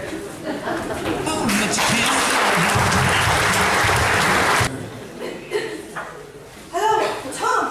I can hear you. No, I am not coming home. Oh, Mammy says I have to come home immediately. Oh, she has made arrangements for me to go live with her sister until the baby's born. Oh, Mammy says it's best to have him adopted and that in time you may come to forgive me. Lord Jesus, you and your mother are just unreal. What are you to tell Mammy? Oh, don't tempt me. You can tell Mammy that it's time she cut the umbilical cord and let the little boy stand on his own 2 feet for a change. Tell her she can shove her arrangements and her opinions where the sun doesn't shine. Figure it out. Take it you're not going back to Tom, then. Not too right, I'm not. Stayed in that so-called marriage for too long, thinking if we had a baby, things would get better. Oh my God, what a disaster that would have been.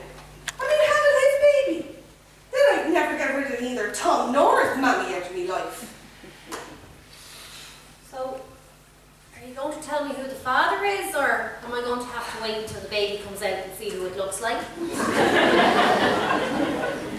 It's best you don't know, Breda. Maybe you can't let it slip by accident. I'm not the one letting things slip and having accidents. Come on, I am your sister after all. Okay, come here. Oh my God, he is the last person I would have thought. But when? And how? Why did you tell me about the birds and the bees? No, I don't mean that. I mean, like, how did the two of you end up together? Was it a case of, will you, I will, we will, and you did? Or, like, was there drink involved? I mean, we had a few drinks from time to time, but it wasn't a drunken night of passion, if that's what you mean. He was home for the couple of weeks when Dad was sick. Remember, you were away. Well, we got talking, and we realised we actually have a lot in common. And then, after the funeral, well, I just needed a bit of comfort. He was there. Comfort, is that what it's called? handling them as well. Well, your figure anyway. God, there's no accounting for what can happen. Pardon the pun. Stop it. Not a word to anyone, you promise. Of course I promise. Have you any plans for the future? Well, yeah. We met up in Dublin over the weekend. And we decided we'd move in together. So that's where you were. Well, this is all starting to add up. You have made your calculations, I suppose. Enough. What about Tina? Does she know? Ah, sure. She's too busy cavorting with Councillor Cullen. Besides, there's no love lost between Tina and Tim. That marriage was over long ago. You mentioned moving in together. Have you someplace in mind? Well, yes, we do. And as it so happens, it might just solve your problem as well. Oh, go on. I'm all ears. Makes a change from being all about, I suppose. Oh, Father! Oh, sorry, I was expecting Father Barry to call, but of course, you're not a reverend father. At least not yet, anyway. Are you finished? Yes, I must go and check on the barrels. So I take it she knows. Yeah, Tim. She kept at me. Until I told her she won't tell anyone though. And look, I suppose it doesn't really matter now that we've decided what to do. I just can't wait to be with you and out of that dreadful relationship with Tina. Why did you stay with her, Tim? Oh, I don't know. Habit. Fear. Fear of being alone. And when you're told you're useless and put down constantly, you start to believe it. You lose faith in yourself. It was only talking to you and falling in love with you that I finally realized what kind of relationship I was in, that actually I was being controlled. Oh, we're two of a kind, Tim. Staying in loveless marriages.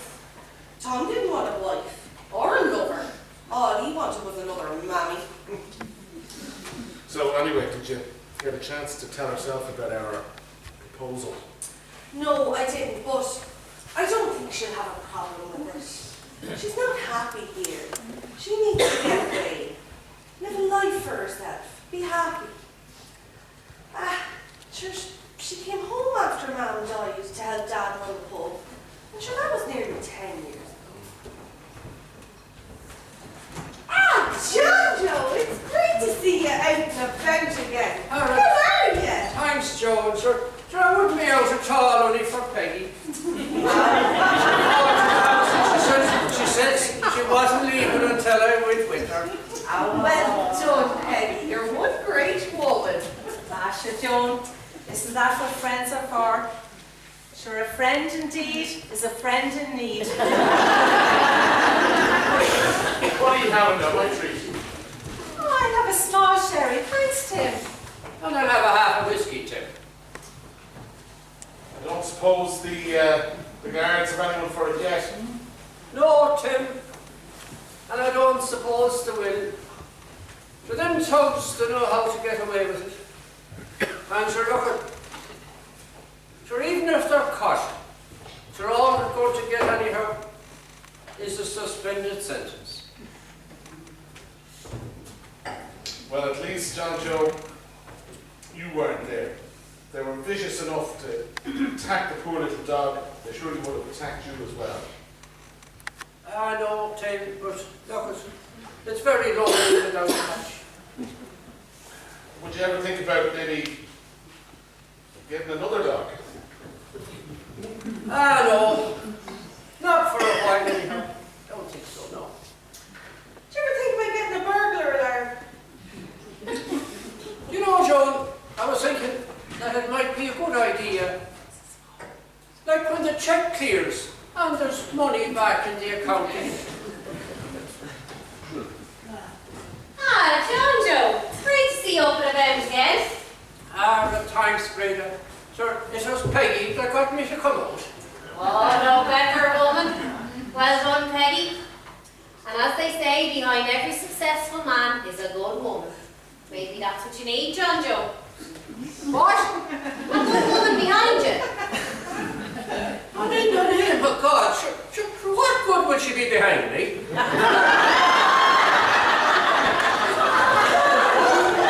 Isn't it beside me or in front of me, either?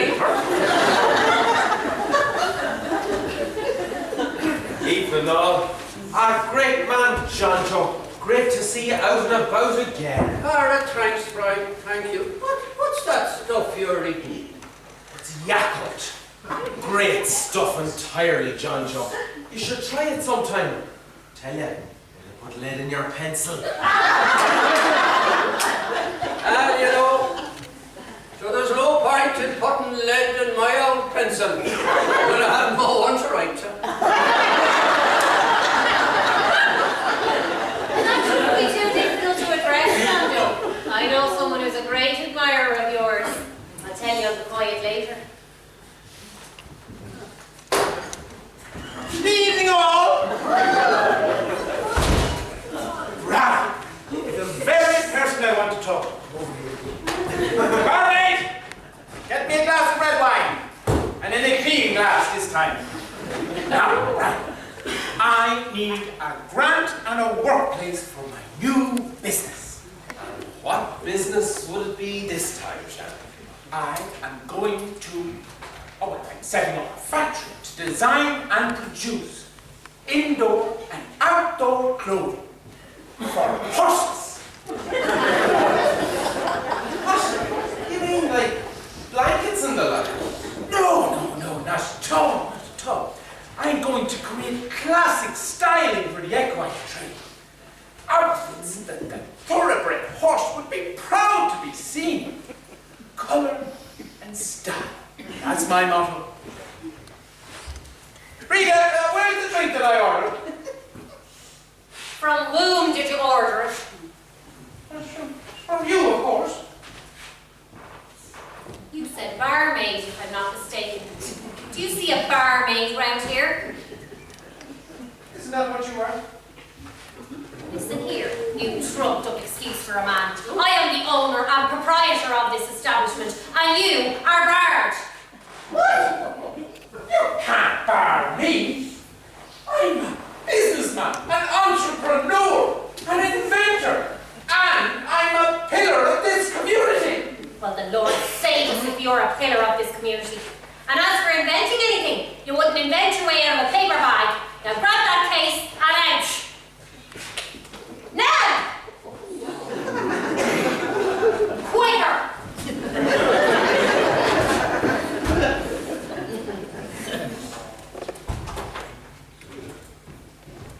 Breda, you can't bar poor old Sham.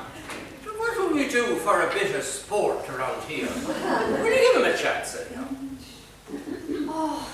Seeing as it's you that's asking, John Joe. John! Get your words back in here! What? Up here and apologise and address me as the proprietor, and I might just serve you. Well, okay. I apologize. May I have a glass of red wine, Miss O'Brien? The magic word. Please. And who said you can't teach an old dog new tricks? Brien, Cullen, over here. One's in the doghouse. You're looking radiant this evening, Tina. Piss off, Breda. Brien, now. What's the matter? The account, that's what the matter is. What about it? It's been drained. There's only €7.55 left in it. What have you done with all the money? I didn't do anything with it. I didn't even look at the account today. Then what happened? Where did it go? Hold on, slow down. Tell me what happened. I'm after looking at her secret account, where I had the community council money lodged. And instead of there being €755,000, there's only €7.55 left in it. That can't be possible. Of course it's possible. You obviously transferred it into your own account, you swindling bastard. Keep your voice down. Oh, I didn't even look at the account. Hold on. Maybe it was you that drained the account. You stupid man! Do you think I would have come in here shouting the odds if I was the one who had taken the money? Shh, keep your voice down. What did you say was in it? €7.55. Look, it must be an error on the bank's side. Look, we won't check the account in the morning ourselves. The important thing now is that we stick to the plan. Everything is in order for Thursday. The house that my uncle left me in Dublin is all done up and ready. I have my $1.5 million in cash in my briefcase, so let's not fall out now, okay? Okay, love, you are so right. It's probably a mistake on the bank's part. But whatever happens, I want us to come in here on Thursday and let them all know exactly what I think of them. They have treated me like dirt over the years, and I want to rub their noses in it. Trouble in paradise, I think. I heard them talking about money missing from an account. That must be the money that's missing from the community centre account. Who knows what that pair are up to, Peggy? No, I think I'll be off home now myself. You can't walk home on your own tonight, John Joe. Why not, Peggy? Sure, I'm doing it for years, haven't I? Well, not tonight, you're not. I walked down with you. I never said it'd be left that I won't walk back with you. Well, that's one for the books anyhow. A woman walking me home. Come on now, John Joe. We have to move with the times. So get out there now and stop upsetting the apple cart. Good night now, everyone. God bless.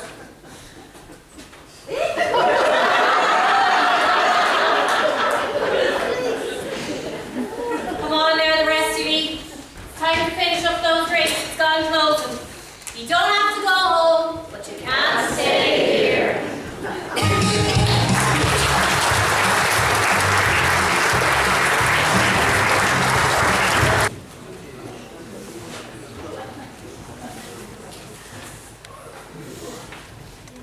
Are you sure about this? You can still change your mind and stay. No, I have wanted to get out of this town, this pub for years. And I never could before because Dad needed me. And then he died and left me the place. Probably thought I'd be delighted. But to be quite honest, it was like a millstone around my neck. Ah, you always said you were born for the trade. And that you're Republican. God, imagine me telling him what I'm going to do now. Do you think he'd understand? Oh, I don't think so. He was very set in his ways. Sure, he was horrified at the thoughts of the pubs opening on Good Friday. What was that he used to say? Religion has gone out of the people.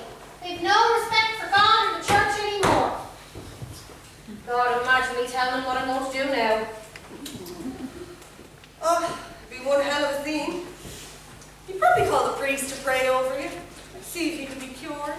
God, I think I was into witchcraft. You'd probably go better with that.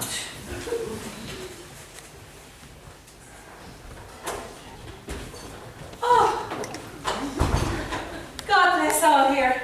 Oh, I'm glad I got you before you left, Breda. Well, look, have a safe journey, and don't forget to come back from time to time to see us. I won't, Peggy. And come here, thanks so much for all your help and friendship over the years. Ah, Breda, it was always a pleasure working for you. And sure, Joan has asked me to stay on and work for herself and Tim.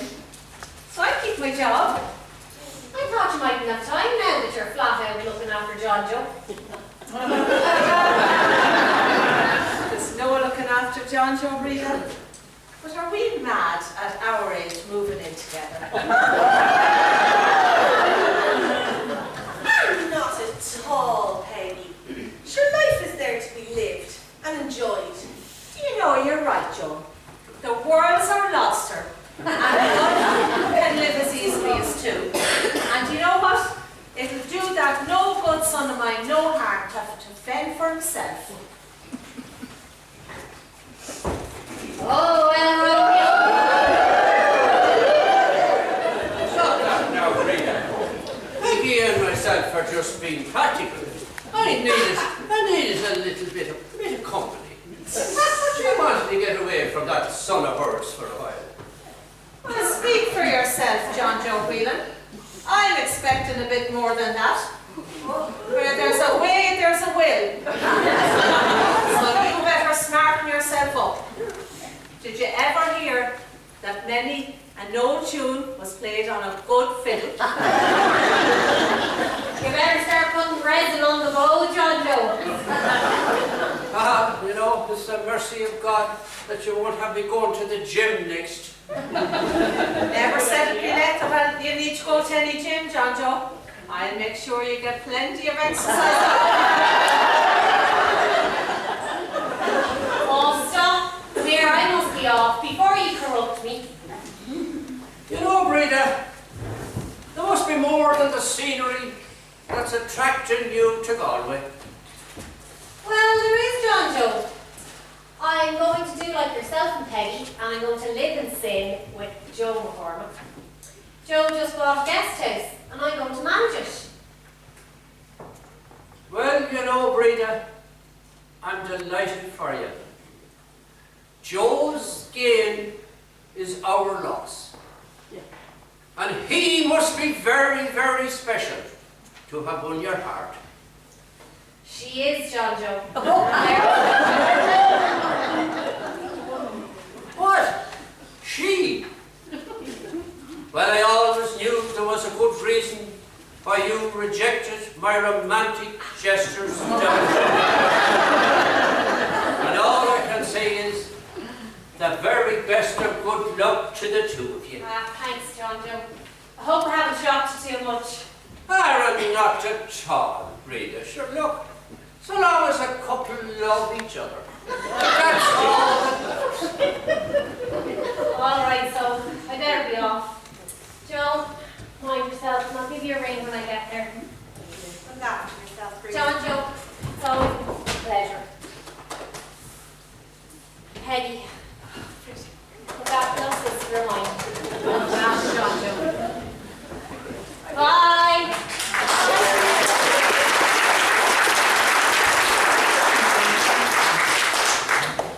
She was one great lady, Joan. But sure, look, I'm sure you'll look after us every bit as good. Well, I'll try my best, John Joe. We're going to have a small sherry and a glass of whiskey. Any news on Bonnie and Clyde?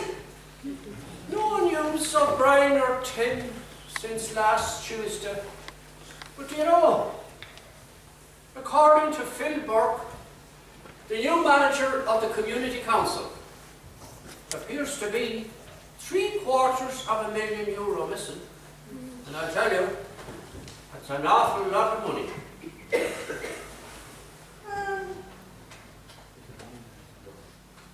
there anyone else involved other than Brien and Tina?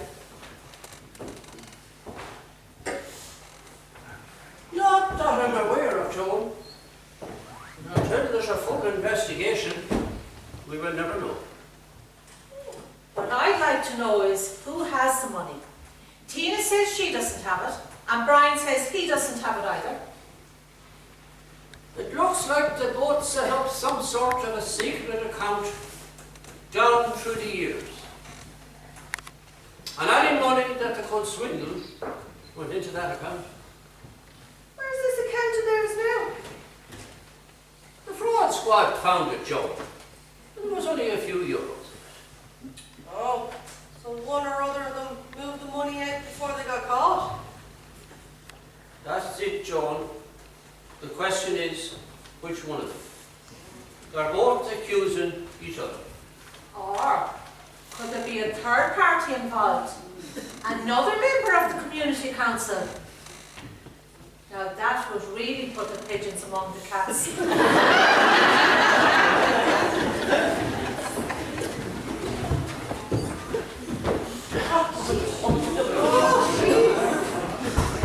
you look at what the cat dragged in? Mammy, when are you coming home? I am at home. I'm with John Joan now. I can't manage on my own. Well, isn't it a terror that a 40-year-old man can't manage on his own? You can't be serious. You can't go on living with that John Joe. Not at your age. And it's disgusting. Well, what's disgusting about it, Sham? Your love has no age limits. Love me ex. You're more too old for that kind of thing. And anyway, John, you remember what you said about the dead bird not falling from the nest?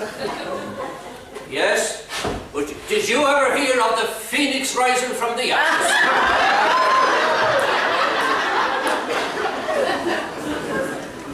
Mommy, I don't have time to be looking after the house. You know, washing, cooking and cleaning and all that. I'm far too busy with my own business interests. Business interests. It's time you started fending for yourself and using those as your business interests. You can have the cottage rent-free.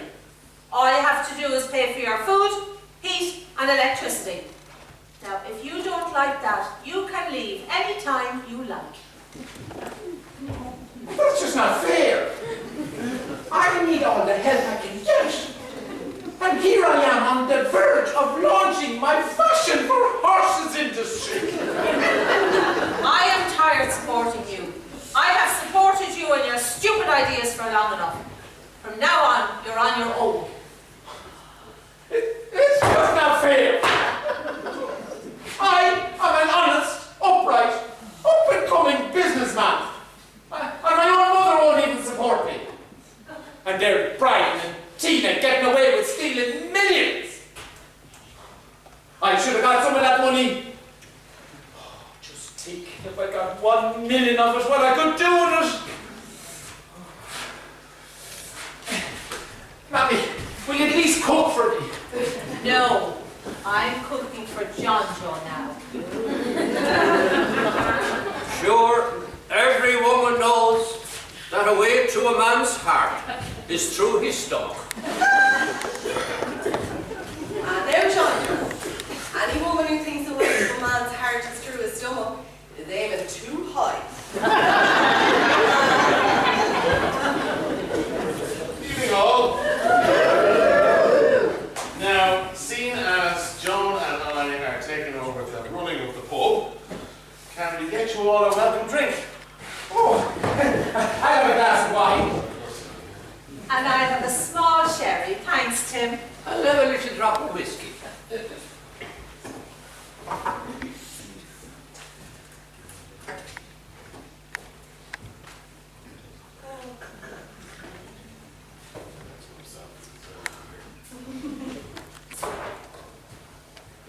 Seamus.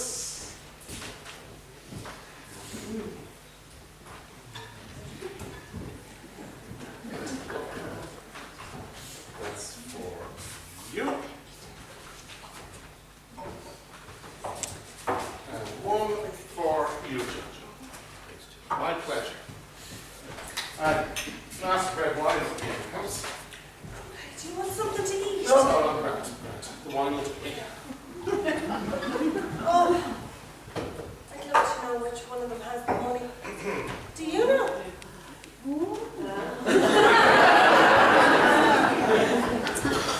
You. Well, come on.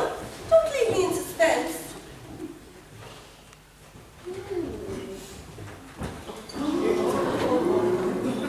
We just called to say goodbye.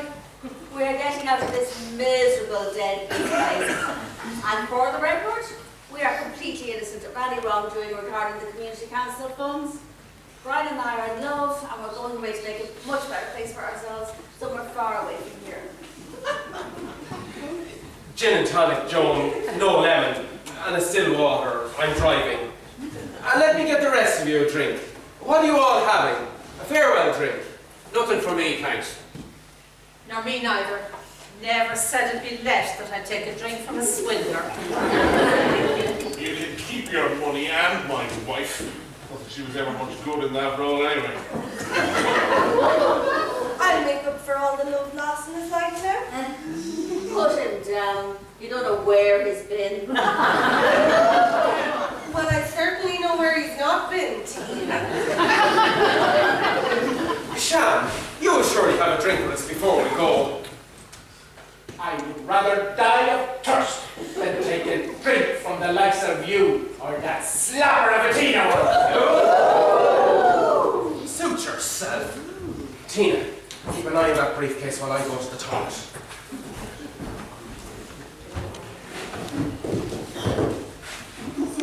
How dare you call me a slapper? You are nothing but a low-down excuse for that. With your stupid so-called business ideas. You haven't got the brain of a dead mouse.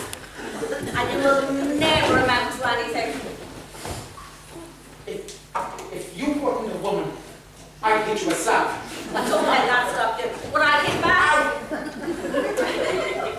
What? Anyway, is in that suitcase. All the money you stole from the community centre, I guess. Not that it's any of your business, but it's money that Brien has saved up from his business deals. And you expect us to believe that? There's €750,000 missing from the community council accounts. And I bet you anything that's what's in that case. Not that it's any of your business, Miss High and Mighty, but there's $1.5 million in that case. All money that Brien saved up over his business deals all over the years, and all totally legit. That amount of money can't be legit. If it's money siphoned from the business over the years, then there's tax and VAT due on it. Brien could go to jail for that kind of fraud, and so could you as his accomplice. I think a call to the revenue commissioners might be in order. They'd love to get their hands on investigating where that amount of cash came from. You can phone who you like, but Brien and I are getting out of here tonight, and there will be no trace of the money after that. So what will anyone have to investigate then? Smart ass. Come on, Tina. It's time to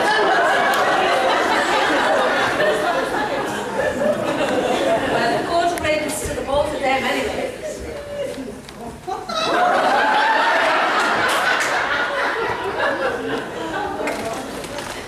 Tim, come on, don't leave me in suspense. Who has the money? I bet it's Brien. I can assure you, it is not Brien. So Tina has it. No, Tina doesn't have it either. Well, then who has it?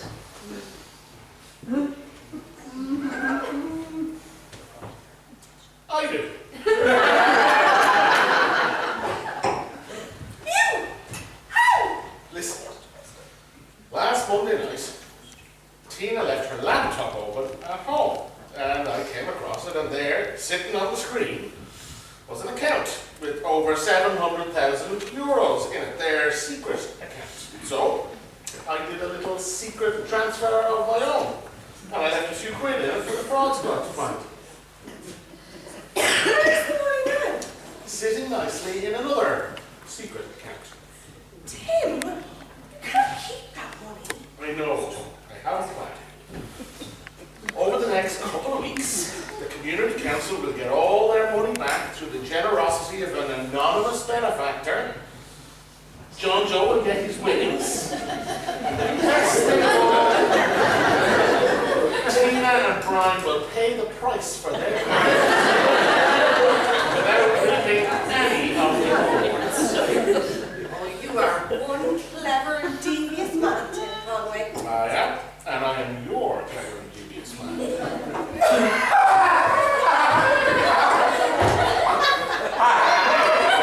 What's wrong with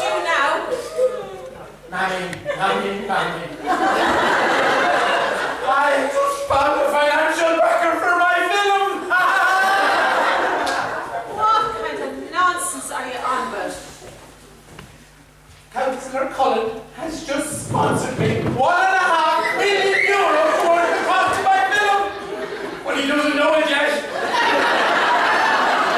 What do you mean, Sham? They're running away money.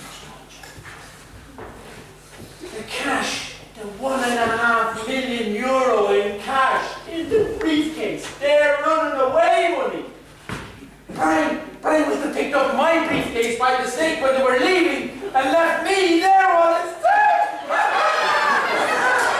Well, they'll need help to pay when they realise this mistake. By the time they realise their mistake, I will be well gone. And they can hardly call the guards. So before I go riding off into the sunset, let me buy ye all a drink. Joan, take it out of that. Well, not all. Take it out of that. And keep the change. You'll be able to get somebody to cook for you now, Sham, won't you? Certainly not. I am going to book myself into the finest hotel I can find. A prominent film director can't be seen living in a little cottage. Now, let me bid ye all goodbye. And watch out for my blockbuster of a villain. Tally-ho!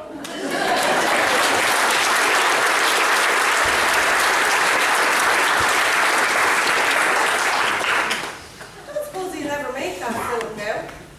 Probably squander every euro living the high life. He'll spend it all as quickly as he got it. A toast to Sham, our small fish that's going to create the big splash after all.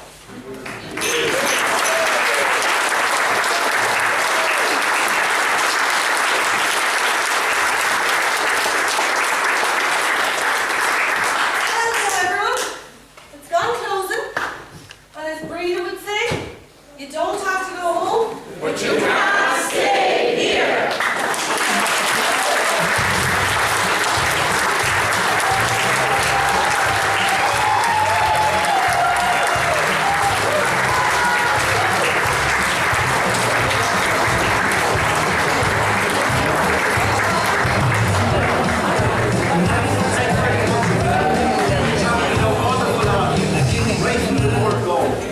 And just to show your appreciation, I'm going to ask the cast to come out now and just do a little bow and give them a big round of applause. They put a lot of work into